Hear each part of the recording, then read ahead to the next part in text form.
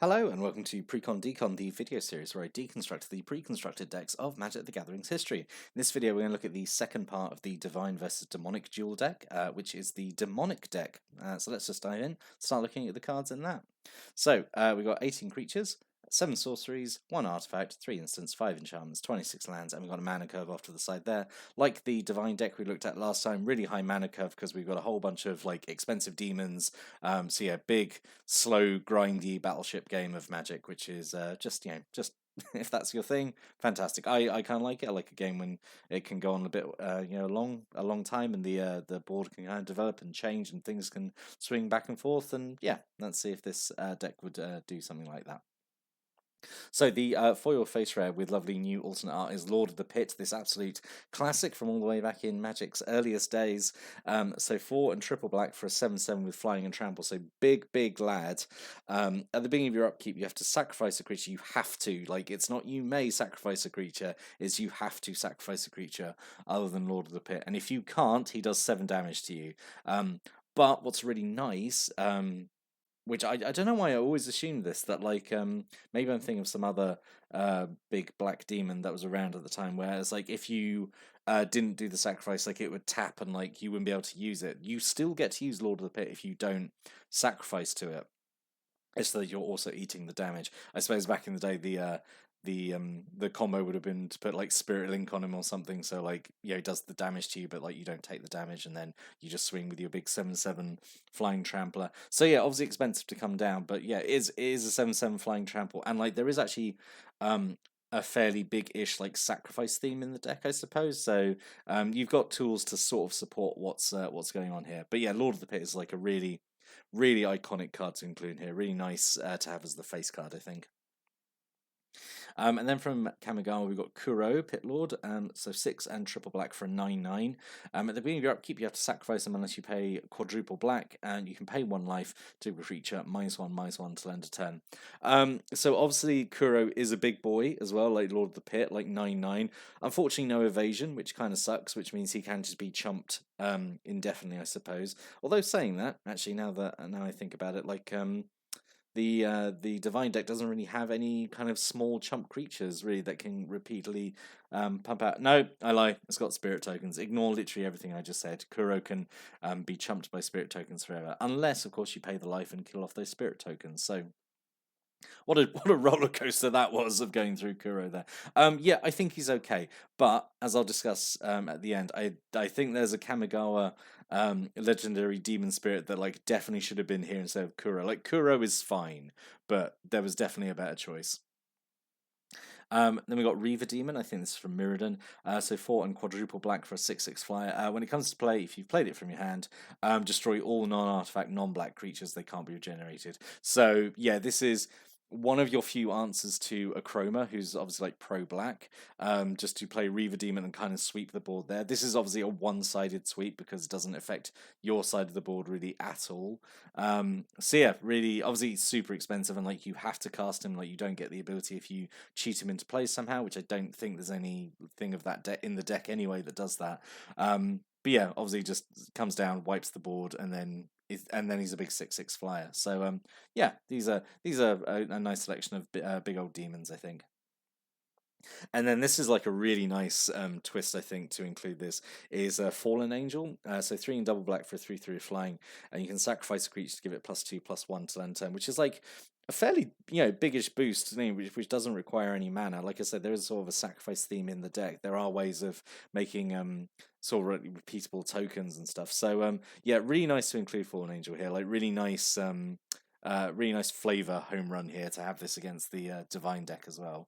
I maybe this I really wish Fallen Angel had protection from angels or like protection from white or something. That to me, I think that would make it absolutely perfect. But then I think it may be. I mean, like protection from angels wouldn't be terrible, then would it? I think that'd be super flavorful. Anyway, so then we got a whole bunch of imps who are basically baby demons, and I really wish that they did more with imps. In Magic these days, I really wish there was more synergies between imps and demons because I love imps. I think they're fantastic. So we got a single cackling imp, so 2 and double black for a 2/2 with flying, and it can tap to make a player lose 1 life, which is all right. So kind of like sort of like a twist on like a black like ping ability, I suppose. Got 2 Dusk Imps, a 2 and a black for a 2/1 flying, which is obviously very boring and straightforward, and yeah, it's fine. A single Dagger Claw Imp, 2 and a black for a 3/1 with flying. It can't block, so obviously super aggressive. Again, it's okay. I'm generally, it's all right. It's okay, isn't it? I suppose it can't block anyway. You're going to be aggressive with it. It can kill like a lot of stuff in the other deck, so it's okay. A single Foul Imp, double black for a 2/2 with flying. When it comes to play, you lose 2 life. So obviously, again, quite aggressively costed that it's a 2/2 fly for only 2 mana. Obviously, you're losing some life, but you've got some life gain options in here anyway, so that's okay. Would have actually liked there to be more than one of them in here, I think. And then 2 Demon's Jester, so 3 and black for a 2/2 flying. And if you are Hellbent and you have no cards in hand, it gets +2/+1, becomes a 4/3. This is all right. I'm sort of like annoyed that we've sort of got some more Hellbent stuff after just having it in the Chandra deck. Because it's just, this is not a deck I think where you want to get into a position where you're top decking yourself. Actually, it would be, I think, kind of hard to top deck yourself, because you obviously got a lot of expensive cards that might be sitting in your hand for a while. I'm like Demon's Gesture is okay, I suppose. Like it's an overcosted Windrake, and like there's a chance it then becomes good. I think I would have just preferred more Foul Imps, honestly, or just something else, but it's okay. We got a single Soot Imp. Actually, I would have preferred more Soot Imps as well, actually. So 1 and double black for a 1/2. Has flying, and whenever a player plays a non-black spell, they lose 1 life. So this is nice against the other deck, obviously, because they don't have any black spells. So every spell they cast is going to be making them lose life. Again, yeah, it would have been nice to have 2 of these, maybe, but yeah, it is what it is. A single Stinkweed Imp. I think this is the first time this new art's been used.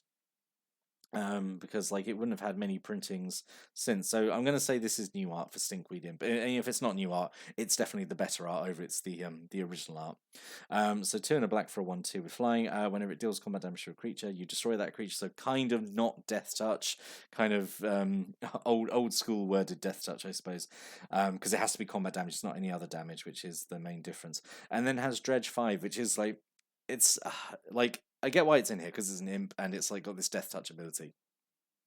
But it's like it feels so weird. Like considering like this is a set that maybe like you pick up if you're very casual to Magic and you don't know everything, and then to have like 1 card in the whole deck that has Dredge, which is quite when we boil down to it, like quite a mechanically complex ability to kind of get your head around it. I just wish there'd been maybe a better choice here. But like it's still a great card, and obviously it can keep recurring itself, but yeah, it just feels so random to have a single Dredge card here, like like with the Demon's Jester, like just only a few Hellbent cards maybe. So again, would have preferred this really just to be like Foul Imp or another Soot Imp or something. Single or something else with Death Touch maybe. Single Abyssal Spectre, who got lost on his way to doing out. He's just in hanging out with a bunch of demons and imps, I suppose. 2 and double black for a 2/3 flying. Whenever he deals damage to a player, that player discards a card. Yep, it's fine. Like normal Spectre ability. Decentness, toughness as well, so he serves as a good blocker against all the angels. So yeah, this is okay. We've got 2 Overeager Apprentice, 2 and a black for a 1/2. You can discard a card and sacrifice it, and it does Dark Ritual, gives you triple black. This is all right. Discard like maybe like a swamp or something to it to turn it into Dark Ritual and give yourself a bit of a mana boost, so you can drop a big demon earlier. So that's okay. Having 2 of these is quite nice, I think. A single Abyssal Gatekeeper, 1 and black for a 1/1. When it dies, everyone sacrifices a creature, which is okay. Actually, another way of getting around Chroma's protection from black, so that's okay. It's nice and cheap as well. And again, I think I would have liked more of these, I think, rather than maybe like the the Imp or the Demon's Jester or something, maybe. I don't know. And then this is like completely out of nowhere. Soul Drinker. So 3 and a black for a 2/2, and you pay 3 life to put a +1/+1 counter on it. Really completely out of nowhere. No idea why this is in here, because like it doesn't feel very on theme at all. Like we're already playing like black where we're sacrificing stuff and like paying life to use things. So to throw Soul Drinker in here, who's also requiring you to pay life to get stronger. I mean, obviously, like there is the chance that you swing with this, it's unblocked, and you just sink all your life into it to like get it up to just enough to like kill a blocker or something, or like to deal lethal damage. But like there definitely was better choices that put in here than just a random Soul Drinker, I think. Right, and then non-creature spells. So some really spicy stuff here on this slide. So first, Promise of Power. So 2 and triple black. So you choose one. You either draw 5 cards and lose 5 life, which is, that's perfectly fine. Or you make a black demon creature token with flying, and it has parent office each equal to the number of cards in your hand as the token comes into play. So it's not like its parent office keeps changing. It is set at the time it comes into play. And it has Entwine for 4. So if you have enough mana, you can do both these abilities or both these modes. And obviously then you're drawing 5, so like the demon is then guaranteed to be at least a 5/5. That does require 9 mana, but seeing as like what else we've got on this slide might not be that impossible. We've got the Overeager Apprentice as well. We've got some mana rocks in here as well, I think. So not impossible to get up to 9, I think, and this would be a big swingy play. But I think just either of those effects on their own I think normally you just want to do the draw 5 and lose 5, don't you? I think just draw a whole bunch of cards for 5 mana. And then the really, really spicy reprint that I think, this was the reason people want to probably buy this deck, was the reprint of Demonic Tutor. So I think this is the first time, it is definitely the first time in a new frame. And outside of maybe like some Judge promos or something, this is the first time I think it was like widespread reprint. So Demonic Tutor, the original, the best tutor. So 1 and black, search your library for anything. Don't even have to reveal it because it can be anything. And then shuffle. For 2 mana, that is obviously incredibly, incredibly strong. Really, really nice inclusion, and probably, like, honestly, to drive up the sales of it when people realize that there's a Demonic Tutor in this deck. So yeah, there you go. Really, really nice inclusion here. 2 Dark Ritual with my favourite art for Dark Ritual. 1 black mana just to give you turn 1 black mana into 3, and then again, just like with the Overeager Apprentice, just ramp out quicker and maybe drop a big demon a bit earlier than you should. And then we got a whole bunch of kind of like discard and like destroy options here. So we got a single duress, where an opponent reveals their hand. You choose a non-creature, non-land from it, and they discard that card. The white deck is mostly creatures, but this is, I suppose, a nice way. I mean, like, it's 1 mana as well, so it is a nice way, at the very least, looking at their hand and seeing what they've got. But if it can snipe out like a Faith's Fetters or something like that, that's really nice. Single Dark Banishing that kills a non-black creature. It can't be regenerated. Nothing in the other deck has regeneration, so like that's used. This could have just been Terror and it would have been fine. But it's nice. It's nice Dark Banishing art, I suppose, with the William Shakespeare Romeo and Juliet flavor text, which is actually, I'm going to take umbrage with that, because that flavor text with the Romeo and Juliet, that should be on the Rebecca Guay one with the sad merfolk. So there we go. I'm taking umbrage with it in that regard. You denied me nice Rebecca Guay art. A single Cruel Edict, 1 the black component sacrifices a creature, again gets around like Achroma's pro black, or just, it's just an efficient like kill spells in its face. Single Bartrim Blood, 2 and double black, to each player sacrifices 2 creatures. Just wipe the board a little bit. Single Consume Spirit, which is always nice when we're playing mono black. X, 1 and black. Spend only black mana on X. Does X damage to target creature or player, and you gain X life. Basically, every time I've seen this played, it's always just to kill off an opponent. Like, you just build up to it and then you just do it. Obviously, but it's nice to obviously kill off small, annoying utility creatures if needed. And then Corrupt as well, is sort of in the same vein as Consume Spirit. Usually they're almost fundamentally identical. So 5 in the black does damage equal to the number of swamps you control to target creature player, and you gain life equal to the damage dealt this way. Yeah, I mean, expensive at 6, but we've got a whole bunch of swamps in the deck, so this is usually just going to be at least 6, I think, unless you rush this out early with Dark Ritual, and then it's not up to its full potential, I suppose, but yeah. Right, and then we've got 2 Breeding Pits, so 3 in a black. At the beginning of your upkeep, you have to sacrifice Breeding Pit unless you pay double black, but at the end of your turn, it automatically poops out a 0/1 Black Thrall, which is obviously goes nicely with all the sacrifice effects you've got. So really nice, there's 2 of them in here, actually. We've got 2 Unholy Strengths, 1 black mana to give something +2/+1, so it goes nicely on all those little flying imps you've got, make them a bit more dangerous. And then a single Oni Possession, 2 in a black. At the beginning of your upkeep, you sacrifice a creature. Enchanted creature has +3/+3, has Trample, and is a Demon Spirit. So again, just make something really, really big and strong. At the cost of, again, having to sacrifice creatures. It's okay. And then we got a single Demon's Horn. There's no mana rocks. I thought there were. Sorry. We got single Demon's Horn, so you gain life whenever you play a black spell, or technically whenever a player plays a black spell. 2 Barren Moors for a bit of cycling, and then 24 Swamps.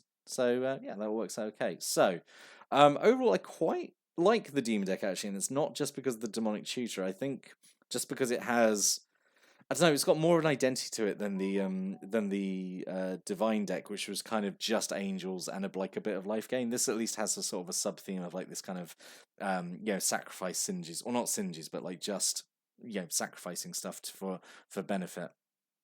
So going back to what I said about Kuro Pitlord, I would have loved to get Saizan in here, who's one of my favourite cards from original Kamigawa. I think he would have fit in here really, really nicely. So 3 double black for a 6/5. So he's kind of, above curve anyway. And at the beginning of each player's upkeep, that player loses 2 life and draws 2 cards. So really adds up. Again, everyone's drawing more cards, which speeds up the game anyway, and losing life as well. And like both sides got life gain anyway, and he's a big demon spirit anyway. So I would have loved to have Saizan instead of Kuro Pitlord, I think. Also another thing. So this is released just before M10 and just before Zendikar. I think what is a real shame is because like some of the later dual decks use the advantage to kind of like preview cards from upcoming sets, and I think what would have been absolutely perfect would have been like 2 sets in advance, but like imagine how cool it would be if this deck had had Halo Hunter in there as a kind of like a preview for Zendikar coming up. Because he's made for this deck, right? He's a demon that specifically kills angels when it enters the battlefield. So I think that would have been like really fun to include. Or maybe, if they'd held on to this deck and maybe released it like maybe 6 months down the line or something. When Zendikar was out, I think that would have been. I think that's a really big missed opportunity. I think to have Halo Hunter in here.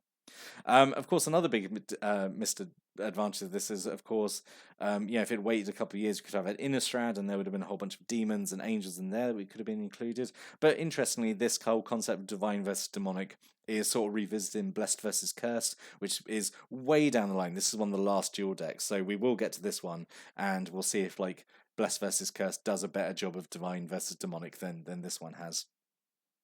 But on the subject of this one, out of the 2 decks, I think I was leaning towards like liking the divine one more, but like after looking at it and reviewing it, I realized like, yeah, it's got a lot of angels and stuff, but like I don't know, it doesn't feel as interesting to play because it's like it's kind of old magic mono white, so it's kind of very one note and like kind of boring because it is just like angels and life gain. You haven't really got any ramp or card draw, ways of really interacting with your opponent's board, I suppose. Like obviously the angels are kind of like efficient flyers, I suppose. But I think I'm gonna have to give my vote to the demonic deck just because I think that's got like more going on with it. Even and it doesn't hurt that it has like amazing reprints of like Dark Ritual and Demonic Tutor, and just like some big fun demons in there as well. So that's where I'm landing on. I like the demonic side more, I think.